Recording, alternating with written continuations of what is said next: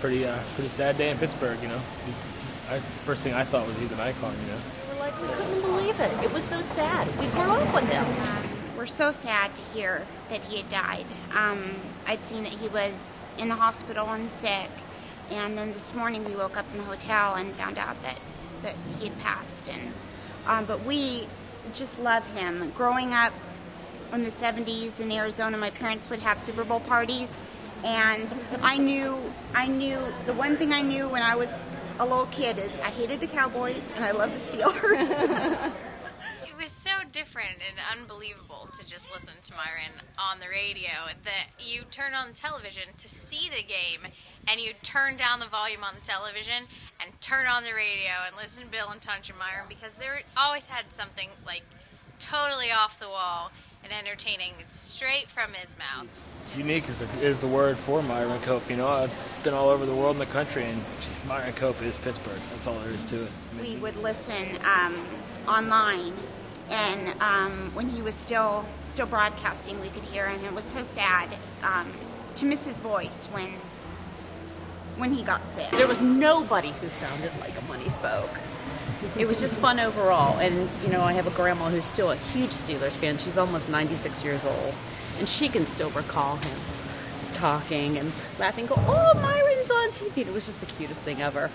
Him getting out of the river and with the flippers on, and really neat, just guy. And he will be missed. He will be missed. His voice will be missed. Yeah, like, you know, you always hear that when you're listening to the radio, people come in from out of town that visit or something. You know, that guy's crazy. Who's that? You know, it's Myron Cope. You got to go explain it to him who he is. But I remember my dad telling me about, he was listening to the broadcast years and years ago, and Myron told about it in his book when it was a Thursday night preseason game, I think, and he was away, and Thursday night was trash night at their house. And so in the middle of the broadcast, he screams to his wife on air, "Don't forget to put the trash out." And I remember my dad telling me about it, and then I read about it in the book, and it just cracks me up. His general overall attitude, you know, the way he approached things in life. And he was a good commentator, but he knew he was silly too. And he could joke and make fun of himself. oh, it's just a yoy, man. I gotta be yoy. Always yoy. I mean, you could almost hear everybody go, this morning when it was announced. We were in a cafe having breakfast, and everybody just kind of, "Oh my God, Myron died?" They couldn't believe it. Hearing his voice on the radio was so neat.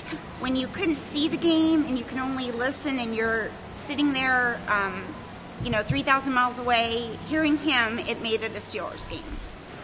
It was sad. He's one of the biggest icons of the area. He'll always be a part of Pittsburgh. Hey, you gotta wave a towel for him.